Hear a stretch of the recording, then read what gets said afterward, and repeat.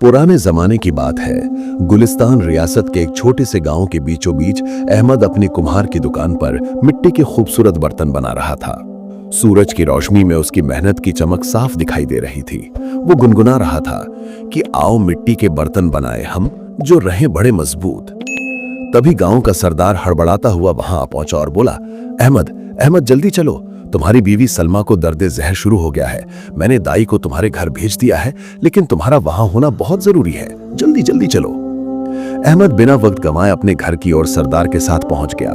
कमरे के अंदर से दर्द भरी आवाजें आ रही थीं। सरदार उसे तसल्ली देते हुए बोला कि फिक्र मत करो अहमद, मुझे लगता है कि तुम्हारे घर एक खूबसूरत बेटा पैदा होगा, देखना। अहमद ने कहा, सरदार जी, मुझे बेटे की ख्वाहिश नहीं है। मैंने हमेशा यही चाहा कि हमारे घर एक बेटी की पैदाइश हो। सरदार बोला, अरे वाह वाह, बहुत कम लोग ऐसे होते हैं जो बेटी की तमन्ना करते हैं अहमद। ज्यादातर लोग तो बस बेटा ही चाहते हैं। तभी कमरे का दरवाजा खुला और दाई बाहर आ गई। उसके हाथों में खूबसूरत नवजात बच्ची थी। वो मुस्कुराकर अहमद की ओर देखकर बोली, मुबारक हो अहमद, तुम्हारे घर पे खूबसूरत बेटी की पैदाइश हुई है। अहमद खुश होकर बोला, या अल्लाह, तूने हमारी सुन ली। खुदा ने हमारी ज़ैनब हमें दे दी। देखा सरदार जी, देखा मैंने क्या कहा था, मुझे बेटी चाहिए और बेटी हुई। अरे तेरा लाख लाख शुक्र है मालिक। सरदार मुस्कुराता हुआ वहां से चला गया। अहमद फौरन अंदर चला गया, जहां सलमा बिस्तर पर लेटी हुई हल्के से मुस्कुरा रही थी। अहमद अपनी नवजात बच्ची को गोद में उठाकर देखने लगा। जब मैंने अपनी बेटी की पहली किलकारी सुनी, तभी मेरे दिल को सुकून मिल गया था। अहमद बोला, अरे देखो तो सलमा, देखो ये तो बिल्कुल शहजादी जैसी लगती है। ओ मेरी बच्ची सलमा, आज से इसका नाम होगा ज़ैनब, एकदम शहजादियों वाला नाम, ज़ैनब। अरे ओ ज़ैनब। सलमा अहमद की बात सुनकर मुस्कुराने लगी। वक्त ऐसे ही बीतने लगा। देखते ही देखते ज़ैनब 10 बरस की हो गई। एक दिन सलमा पूरी तरह से बीमार पड़ गई। अहमद ने उसका बहुत इलाज कराया, मगर वो सेहतमंद नहीं हुई। सलमा बोली, अहमद, मैं अब ज्यादा वक्त तक जिंदा नहीं रहूंगी। अहमद घबराकर बोला, ये क्या कह रही हो सलमा? नहीं नहीं, तुम ठीक हो जाओगी, तुम ठीक हो जाओगी। सलमा बोली, सच को कबूल कर लो। मेरे जाने के बाद मेरी ज़ैनब का ख्याल रखना, उसे कभी माँ की कमी महसूस मत होने देना। अहमद सलमा का हाथ पकड़कर जोर जोर से रोने लगा और सलमा ने दम तोड़ दिया। उसका इंतकाल हो गया। बाहर खड़ी ज़ैनब भी जोर जोर से रोने लगी। सलमा के इंतकाल के बाद ज़ैनब दिन रात रोती रहती और अहमद एकदम गुमसुम रहता। एक दिन सरदार अहमद के घर आ पहुंचा और बोला, अहमद भाई, ऐसे कब तक जियोगे? देखो मेरी मानो तो तुम्हें दूसरा निकाह कर लेना चाहिए। अहमद बोला, नहीं नहीं सरदार जी, नहीं, मैं ज़ैनब को सौतेली माँ नहीं देना चाहता। अगर उसकी सौतेली माँ ने उसे जरा सा भी सताया तो मैं बर्दाश्त नहीं कर पाऊंगा। सरदार बोला, देखो इसका उल्टा भी तो हो सकता है अहमद। देखो मैं एक खातून को जानता हूँ, उसका नाम है नरगिस। वो बहुत अच्छी महिला है। उसका भी शौहर कुछ वक्त पहले गुजर चुका है और उसकी भी एक 8 बरस की बेटी है। क्यों ना तुम उससे निकाह कर लो? ज़ैनब को एक माँ की जरूरत है और नरगिस को एक सहारा। क्या कहते हो? कुछ ही दिनों में अहमद और नरगिस का निकाह हो गया। कुछ वक्त तक सब कुछ ठीक चलता रहा, लेकिन कुछ वक्त बाद नरगिस धीरे धीरे अपना असली रंग दिखाने लगी। एक दिन ज़ैनब अपनी माँ सलमा की याद में बैठी रो रही थी। तभी नरगिस गुस्से से वहां पहुंची और बोली, हाय हाय, दिन भर बैठी बैठी आराम ही करेगी या कभी घर का काम भी करेगी? ज़ैनब बोली, मेरी अम्मी ने मुझसे कभी काम नहीं करवाया। तो नरगिस बोली, तो क्या मैं भी तुझसे काम नहीं करवा पाऊंगी? लड़की पराया धन होती है, ससुराल में जाएगी तो क्या वहां भी हाथ पैर तोड़कर बैठी रहेगी? ज़ैनब मजबूरी में घर का काम करने लगी। शाम को जब अहमद घर आया तो ज़ैनब की आंखों में आंसू और उसके हाथों में पड़े छाले देख वो फौरन समझ गया कि ज़ैनब ने पहली बार काम किया है। वो गुस्से से नरगिस से बोला, अरे तुम्हें शर्म नहीं आती मेरी 10 साल की बेटी से काम करवाते हुए? हैं, कोई बच्चों से काम कराता है क्या? नरगिस बोली, 10 साल की बच्ची 5 साल बाद जवान हो जाएगी, और मत भूलो कि ये सिर्फ तुम्हारी बेटी ही नहीं, मेरी बेटी फौजिया भी है। अहमद नरगिस का ये रूप देखकर दंग रह गया। उसे एहसास हो गया कि उसने दूसरी शादी करके बहुत बड़ी गलती कर दी। अगले दिन अहमद सरदार के घर जा पहुंचा और सरदार को नरगिस की सारी करतूत बताने लगा। सरदार बोला, देखो अहमद, मुझे माफ कर दो। मुझे नहीं पता था कि नरगिस का मिजाज ऐसा है। तुम्हारे निकाह के कुछ दिनों बाद मुझे पता चला था कि उसका अपने शौहर से अक्सर झगड़ा होता था। मैंने तुम्हें अनजाने में इस आग में ढकेल दिया। मुझे बिल्कुल जानकारी नहीं थी। अगर तुम मुझे सजा देना चाहो तो मैं तैयार हूँ। अहमद बोला, इसमें तुम्हारी कोई गलती नहीं है सरदार जी, शायद मेरी किस्मत में यही लिखा था, तो अब मैं क्या कर सकता हूँ? अहमद थका हारा सरदार के घर से लौट आया। उसका चेहरा बुझा हुआ था। ज़ैनब धीरे से उसके पास आकर बोली, अब्बा जान, क्या हुआ, आप इतने उदास क्यों लग रहे हैं? अहमद बोला, कुछ नहीं बेटा, बस यूं ही। जैनब बोली, अब्बा जान, अम्मी मुझे हर रोज बुरा भला कहती है, मुझे बहुत याद आती है अपनी असली माँ की। अहमद बोला, बेटी, मेरी सबसे बड़ी गलती थी कि मैंने दूसरा निकाह किया, मैं खुद को कभी माफ नहीं कर पाऊंगा। जैनब अपने वालिद के आंसू देखकर अंदर ही अंदर दुखी होने लगी और उसने फैसला कर लिया कि अब वो कभी अपनी सौतेली माँ की शिकायत नहीं करेगी। अगले दिन जैनब खाना बना रही थी। फौजिया पास आकर थाली उठाकर एक निवाला मुंह में डालते ही थूकते हुए बोली, माँ, इस लड़की को तो खाना बनाना भी नहीं आता, इतना नमक कौन डालता है? आप इसे घर से निकाल क्यों नहीं देती? नरगिस बोली, चिंता मत कर बेटी, बहुत जल्द इसका भी हल निकाल लूंगी। जैनब सिर झुकाए सुनती रही। वक्त ऐसे ही बीतने लगा। एक दिन जैनब अपने वालिद की दुकान से घर लौट रही थी। अचानक उसकी नजर एक सहमे हुए कुत्ते पर पड़ी जिसकी आंखों में आंसू थे। पास ही उसकी मरी हुई माँ पड़ी हुई थी। जैनब घुटनों के बल बैठती हुई बोली, तेरी भी माँ नहीं रही, मेरी भी बहुत पहले चली गई थी। तुझे देखकर लग रहा है कि तुझे कई दिनों से खाना भी नहीं मिला, चल मेरे साथ। जैनब कुत्ते को साथ लेकर घर चली आई। नरगिस चिल्लाई, ये सड़क का कुत्ता कहां से उठा लाई? जैनब बोली, माँ, इसकी माँ मर गई, ये अकेला रो रहा था, मुझे अच्छा नहीं लगा, मैं इसका ख्याल खुद रखूंगी। जैनब चुपचाप सिर झुकाकर चली गई। उस दिन से उस कुत्ते का नाम शेरू रख दिया और उससे अकेले में बातें करने लगी। ऐसे ही 10 साल और बीत गए। जैनब अब जवान हो चुकी थी। उसकी खूबसूरती की चर्चा पूरे गांव में होने लगी थी और ये बात नरगिस को खटकती थी। एक दिन अचानक अहमद बीमार पड़ गया। जैनब उसके पास बैठी हुई थी। अहमद बोला, मुझे माफ कर देना बेटी, मैंने तुम्हारी जिंदगी बर्बाद कर दी, मुझे माफ कर देना। जैनब बोली, अब्बा जान, जब मैं छोटी थी तब शिकायत करती थी, अब नहीं, मैं खुश हूं। अहमद बोला, नहीं बेटी नहीं, मैं जानता हूं कि तू सिर्फ मेरे आंखों में आंसू नहीं देख सकती थी, इसीलिए कुछ नहीं कहती थी। बच्चे, मुझे यकीन है कि तेरा नाम जैनब नहीं शहजादी होना चाहिए था। अरे तू एक दिन राज करेगी, राज, मेरी बेटी राज। तभी नरगिस वहां आकर बोली, राज करेगी? अरे ये तो हमारे पूरे खानदान की नाक कटा देगी। अहमद की आंखों में आंसू आ गए, लेकिन वो अब बेबस था। जैनब चुपचाप वहां से चली गई और अपने कुत्ते शेरू के पास बैठकर बोली, तू ही मेरा सच्चा साथी है, तुझसे ही तो मैं अपने दिल की बातें कह सकती हो। कुछ वक्त बाद अहमद दुनिया छोड़कर चला गया। जैनब अकेली रह गई। अहमद के इंतकाल के बाद नरगिस ने अपनी बेटी फौजिया का बशीर नाम के एक आवारा नौजवान से निकाह करवा दिया। बशीर नरगिस के घर पर ही घर जमाई बनकर रहने लगा।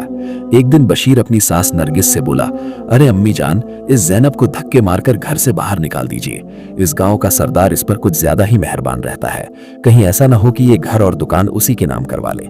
नरगिस बोली, हाँ, मैं तो कब से इसी दिन का इंतजार कर रही थी, आज इसे निकाल ही देते हैं। नरगिस, बशीर और फौजिया गुस्से से जैनब के कमरे में पहुंच गए और बोले, उठ, इस घर से बाहर निकल जा, तेरा इस घर में कोई हक नहीं। जैनब बोली, अम्मी, मैं कहां जाऊंगी, अब तो अब्बा जान भी नहीं रहे। बशीर हंसा और बोला, अरे जा जहां भी जाए, मगर इस घर में तेरे लिए कोई जगह नहीं है, अगर यहां से नहीं गई ना तो याद रखना मैं तुझे जिंदा नहीं छोड़ूंगा। जैनब डरते हुए बोली, ठीक है, मैं चली जाऊंगी। जैनब अपने कुत्ते शेरू को साथ लेकर घर से बाहर निकल गई। रात का वक्त था, हल्की बारिश हो रही थी, पूरा गांव सो चुका था। तभी बशीर उसके पीछे आ पहुंचा और बोला, सुन, सरदार के घर जाने की हिम्मत भी मत करना, वरना बहुत बुरा होगा। जैनब घबराकर जंगल की ओर चली गई और एक पेड़ के नीचे बैठकर फूट फूट कर रोने लगी। शेरू जैनब को दिलासा देने लगा। सुबह अचानक शेरू जोर जोर से भौंकने लगा। वो दौड़कर झाड़ियों की ओर से एक तालाब के किनारे जा पहुंचा। जैनब ने देखा तालाब के किनारे एक शख्स बेहोश पड़ा होता है। जैनब ने सोचा, ये कौन है, इसके लिबास तो किसी बादशाह जैसे लग रहे हैं। जैनब जंगल से जड़ी बूटियां तोड़कर उसके जख्मों पर लगाने लगी। कुछ देर बाद उस शख्स को होश आ गया। वो बोला, कौन हो तुम? जैनब बोली, पहले आप बताइए, आप कौन हैं? वो शख्स बोला, हम बगदाद के सुल्तान मिर्जा हैं, हमारे दुश्मनों ने मुझ पर हमला कर दिया था, मैं भागते भागते यहाँ आ पहुंचा और बेहोश हो गया। मगर तुम कौन हो बच्चे, और जंगल में क्या कर रही हो? जैनब अपनी पूरी आपबीती सुनाने लगी। सुल्तान मिर्जा गुस्से में बोले, अरे तुम्हारी सौतेली मां को कड़ी सजा मिलेगी, हम उसे नहीं छोड़ेंगे। जैनब बोली, नहीं सुल्तान, जो मेरे साथ हुआ उसका फैसला ऊपर वाला करेगा। सुल्तान मिर्जा जैनब और उसके कुत्ते शेरू को अपने महल में ले आए और सारी घटना अपनी बेगम मल्लिका को बताने लगे। मल्लिका बोली, जैनब, तुम्हारी वजह से मेरे शौहर की जान बची, अब से तुम यही महल में रहोगी। जैनब बोली, मल्लिकाए आली, मैं सिर्फ एक मामूली लड़की हूं, महल में मेरा क्या काम? सुल्तान बोले, अरे मामूली नहीं, तुम्हारा दिल बहुत बड़ा है जैनब, तुम अब हमारी बेटी जैसी हो। उस दिन के बाद जैनब सुल्तान मिर्जा के महल में ही रहने लगी, मगर उसके दिल में हमेशा एक खालीपन रहता था। एक दिन वो सुल्तान मिर्जा से बोली, मैं महल में नहीं रहना चाहती, बल्कि मैं अपने पैरों पर खड़ा होना चाहती हूं। सुल्तान मिर्जा हंसे और बोले, जैनब, तुम्हारी ये बात हमें बहुत पसंद आई। हमें खुशी है कि तुम खुद के लिए कुछ करना चाहती हो। बोलो, तुम क्या चाहती हो? सुल्तान बोले, जैनब, तुम्हारा नाम सोने जैसा है और तुम्हारा दिल भी उतना ही पाक है। क्यों ना हम तुम्हें फतेहपुर गांव की जागीरदारी सौंप दें? जैनब बोली, फतेहपुर गांव? सुल्तान बोले, हाँ, फतेहपुर में हाल ही में बहुत जुल्म की खबरें आ रही हैं, खास करके लड़कियों के खिलाफ। वहां के पुराने जागीरदार की आलीशान हवेली अभी भी खड़ी है, लेकिन अब वहां कोई सही निगहबान नहीं है। अगर तुम वहां की जागीरदार बनो तो हमें यकीन है कि तुम गांव की हालत बदल सकती हो। जैनब बोली, अगर मुझे ये मौका मिल रहा है तो मैं इसे जाया नहीं जाने दूंगी। मैं फतेहपुर गांव को इंसाफ और इज्जत की नई पहचान दूंगी। सुल्तान बोले, हाँ, हमें तुम पर पूरा भरोसा है जैनब। आज से फतेहपुर गांव की सारी जमीन तुम्हारी है। वहां के सभी किसान तुम्हारे मातहत काम करेंगे और तुम्हारा फैसला वहां का कानून होगा, और हमें यकीन है कि तुम वहां कुछ अच्छा करोगी। अगले दिन सुल्तान मिर्जा जैनब को साथ लेकर फतेहपुर गांव पहुंच गए और गांव वालों की ओर देखकर बोले, फतेहपुर के मुअज्जिज गांव वालों, आज से आपकी नई जागीरदार जैनब है। जैनब, उनके हर हुक्म का पालन करना लाजिम होगा और अब इस गांव के फैसले वही करेंगी। जैनब बोली, मैं आप सभी से कुछ नहीं मांगूंगी, केवल मदद चाहूंगी। यहां जो भी नाइंसाफी होगी उसके खिलाफ मैं खड़ी रहूंगी। मैं चाहती हूं कि हर बेटी महफूज रहे, हर किसान को इंसाफ मिले और हर गरीब को इज्जत मिले। इतना बोलकर जैनब जागीरदार की पुरानी हवेली में पहुंच गई। हवेली शानदार लेकिन वीरान लग रही थी। वो दरवाजे के सामने खड़ी होकर हवेली को गौर से देखती हुई बोली, ये हवेली अब सिर्फ एक इमारत नहीं बल्कि बदलाव की पहचान बनेगी। जैनब हवेली के अंदर दाखिल हो गई। कुछ दिन बाद एक गरीब किसान रोते हुए जैनब के पास आ पहुंचा। उसका नाम रहीमुद्दीन था। उसके साथ उसकी बेटी भी डरी सहमी खड़ी थी। वो बोला, अरे रहम करें, रहम करें, मेरे ऊपर साहूकार का कर्ज था, मैंने वक्त पर चुका दिया था, फिर भी वो मेरी जमीन हड़पना चाहता है। तभी वहां पर साहूकार भी आ पहुंचा और घमंड भरे अंदाज में जैनब से बोला, अरे अरे जैनब जी, ये आदमी सरासर झूठ बोल रहा है। इसने कोई पूरा कर्ज नहीं चुकाया। सबूत के तौर पर इसका दस्तावेज मेरे पास है, अगर आप चाहें तो इसे देख सकती हैं। जैनब कागजात अपने हाथ में लेकर गौर से पढ़ने के बाद गुस्से में बोली, साहूकार, तुमने दस्तावेजों में हेर फेर की है। किसान के नाम की जमीन पर तुम्हारा कोई हक नहीं। आज से ये जमीन फिर से रहीमुद्दीन की होगी। वो बोला, जागीरदार साहिबा, अरे आपने गरीब की इज्जत बचा ली, आपका बहुत बहुत शुक्रिया, बहुत बहुत शुक्रिया। जैनब बोली, ये मेरा फर्ज था। आज से कोई भी किसी गरीब को सताएगा तो उसे इसकी सजा मिलेगी। गांव वाले जोर जोर से दुआएं देने लगे। फतेहपुर गांव में एक नई रोशनी की किरण जाग उठी। वक्त ऐसे ही बीतने लगा। जैनब की शोहरत दिन ब दिन दूसरे गांव में भी बढ़ने लगी। एक दिन जैनब अपनी हवेली के बाहर अपने कुत्ते शेरू के साथ बैठी हुई थी कि तभी गांव का सरदार एक शख्स को पकड़कर जैनब के पास आ पहुंचा। वो शख्स कोई और नहीं बल्कि जैनब की सौतेली बहन फौजिया का शौहर बशीर था। सरदार बोला, जागीरदार साहिबा, हमने इसे कल रात चोरी करते हुए पकड़ा है। ये गांव के कई घरों से सामान चुराकर भाग रहा था। बशीर बोला, जैनब, तुम यहां जागीरदार कैसे बन गई? जैनब बोली, मेरे राज में चोरी करने वालों की सजा बहुत सख्त होती है बशीर। तुमने मेरे साथ जो किया था वो कुदरत ने तुम्हें लौटा दिया। तभी वहां नरगिस दौड़ती हुई आ पहुंची, लेकिन उसकी हालत खराब थी। उसके कपड़े फटे हुए थे और उसकी आंखों में आंसू थे। जैनब बोली, माँ, ये तुम्हारी क्या हालत हो गई? और बशीर एक चोर क्यों बन गया? क्या हुआ तुम्हारे साथ? नरगिस बोली, मेरी सबसे बड़ी भूल थी कि मैंने तुम्हारे साथ नाइंसाफी की। शायद अल्लाह ने मुझे इसकी सजा दी है। तुम्हें घर से निकालने के बाद इस बशीर ने चालाकी से तुम्हारे वालिद की दुकान और घर को अपने नाम करवा लिया। इसने मेरी बेटी फौजिया को अपनी बातों में फंसा लिया। कुछ दिन बाद इसने मेरी बेटी को जिंदा जला दिया क्योंकि ये किसी और औरत के साथ निकाह करना चाहता था। गांव वालों को जब पता चला तो उन्होंने इसे मारने की कोशिश की, लेकिन ये भाग निकला। तब से मैं इसे ढूंढ रही थी और आज मुझे पता चला कि ये फतेहपुर में छुपा हुआ है। तभी वहां सुल्तान मिर्जा कुछ सिपाहियों के साथ आ पहुंचे और बोले, जैनब, ये सब कुछ क्या हो रहा है? जैनब बोली, सुल्तान, ये वही शख्स है जिसने मेरी सौतेली बहन का कत्ल किया, मेरी जायदाद हड़प ली और मेरी सौतेली मां को घर से निकाल दिया। अब ये हमारे गांव में चोरी कर रहा था।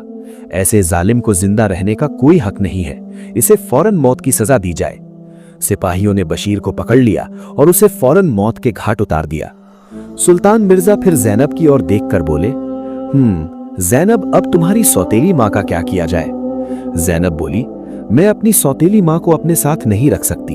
अगर इन्होंने सिर्फ मेरे साथ नाइंसाफी की होती तो मैं बर्दाश्त कर लेती, लेकिन इन्होंने एक 10 साल की मासूम बच्ची के साथ जुल्म किया था, जो अपनी मां को ही सब कुछ मानती थी। इस औरत ने मां शब्द के मायने ही बदल दिए। जाओ और अपने गुनाहों का फल भुगतो। ये हवेली तुम्हारी नहीं है, ना ही ये गांव तुम्हारा है, और तुमने तो मुझे कभी अपनी बेटी माना ही नहीं। नरगिस फूट फूट कर रोने लगी। सुल्तान बोले, आज तुमने फिर यह साबित कर दिया कि तुम एक इंसाफ पसंद हुक्मरान हो। आज से तुम सिर्फ फतेहपुर की नहीं बल्कि अपने गांव की भी जागीरदार हो। अब तुम्हारी जिम्मेदारी 2 गांव की होगी। जैनब अपने गांव लौट आई। वो अपने पुराने घर के बाहर खड़ी होकर आसमान की ओर देखते हुए बोली, देखो अब्बा जान, आपने हमेशा कहा था कि मैं आपका नाम रोशन करूंगी और एक शहजादी बनूंगी। देखो अब्बा जान, आज मैं सच में शहजादी बन गई हूं। आपके और मेरे ऊपर जिन्होंने जुल्म किए थे उन सबको खुदा ने सजा दे दी है। तभी सरदार वहां आ पहुंचा। उसकी आंखों में आंसू थे। वो बोला, यही इंसाफ है जागीरदार साहिबा, जो जैसा करता है उसे वैसा ही फल मिलता है। जैनब मुस्कुराने लगी और उसका कुत्ता शेरू भौंकता हुआ उसके पास आ गया। जैनब अपने घर की ओर बढ़